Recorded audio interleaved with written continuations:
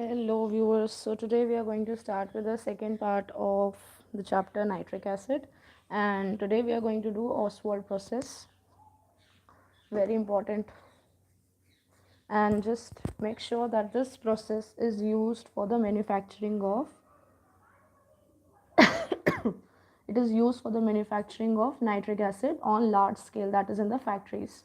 So I have made a flow chart here. So in this process we use dry ammonia and dry air in ratio 1:10, right?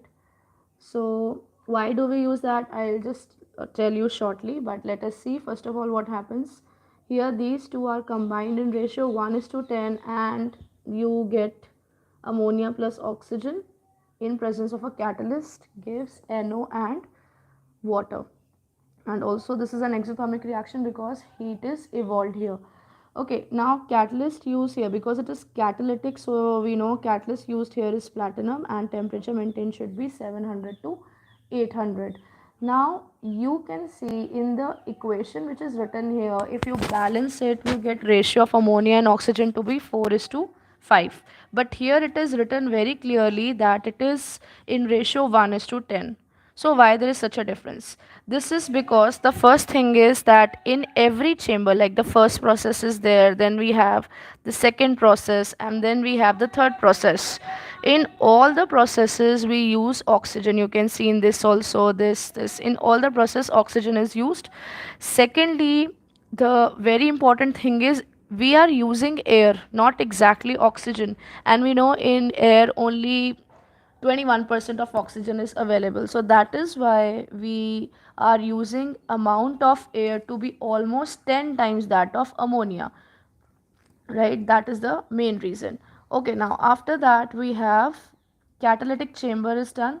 Now after that, formation of NO, it leads to goes to oxidation chamber. As the name suggests, oxidation, it means that NO which would be formed will be further oxidized. Oxidized means we are going to add oxygen into it at 50 degrees Celsius and you are going to get 2NO2.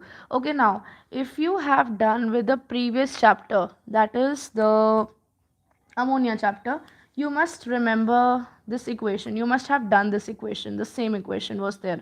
That was when you do the catalytic oxidation of ammonia. The same equation was written, right? So you can relate your this part to that chapter. And also you remember one thing, that NO that was formed is ultimately changed into NO2. Why? Because it is further oxidized. And the temperature here taken is 50 degrees Celsius. So remember, NO is nitric oxide becomes nitrogen dioxide. So you can see reddish brown fumes in the tower basically. Which tower? Oxidation chamber tower. Now after that we have the next part, that is absorption tower. In absorption tower what will happen? NO2 which is formed, this will be treated with water, means we are going to add up water sprays, water jets would be sprayed there along with oxygen. Already we have it because we are using air in all of the processes. We get nitric acid. Okay, the nitric acid that you get in this particular case is only 50% concentrated, right? So if you want this to be concentrated more, what we are going to do? We are going to do its distillation. Distillation means you are just boiling it with the, like you're boiling it continuously, and along with that what will happen, your water will evaporate, but you will be able to concentrate only 68%, not more than that, right? Also along with that, if you want it to be more concentrated, what you are going to do? You are going to distill it with concentrated sulfuric acid. So it will make your 68% concentrated nitric acid to 98% concentrated. 98% concentrated means that only 2% water would be there, only 98% would be all of your HNO3. So it shows that this becomes really concentrated and very dangerous. So that is called fuming nitric acid. Why fuming? Because when you're going to open the container containing this nitric acid, you can see the fumes coming out of it. Like if you have kept it in a round bottom flask, so you can see the fumes will be coming out of it, right? So that is the reason for that. Okay, So all remember the ratio taken here is 1:10, because why 10? यहाँ पे तो we are taking it only 5. If you see in terms of balancing, it is 10 times more. Why? Because in every chamber you are going to use oxygen. Oxygen, see, we are taking air contain only and only 21% amount, right? So that is why we are going to take only and only more volume of air, so that our requirement for the oxygen is met in each and every process, right? So this is the reaction which is there in the syllabus. Do remember the name for that. Okay, after that we have few reactions. This is the last part of this chapter only.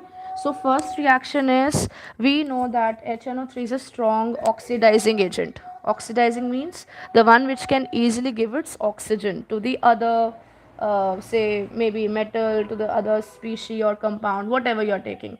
Like in this case we are taking two kinds of reaction. One is with dilute HNO3, other is with, this is concentrated, this is concentrated. So you can see what is the difference. Only difference is this, that is in dilute you get nitric oxide, and in concentrated, when you treat the same metal in concentrated HNO3, you get NO2, which is nitrogen dioxide, which is reddish brown gas, right? So that is the main difference. And also one more thing, also there is a difference in balancing also, because of the different products formed in the end. So this you have to remember. And the next equation which is there in the syllabus is reaction of carbon with concentrated nitric acid.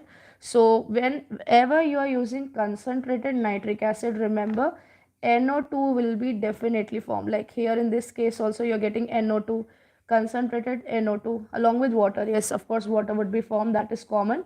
Okay, now for this thing, it oxidizes this carbon and carbon becomes carbon dioxide, right? After that is sulfur. Again this is concentrated here.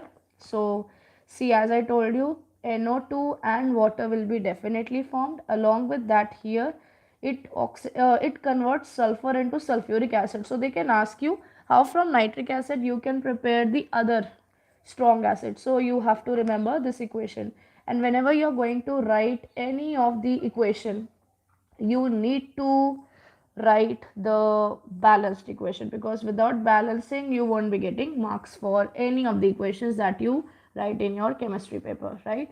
So it is still here only nitric acid, right? So previous part of the video, that is part 1, consists of the previous part of the chapter, so you can definitely watch that out.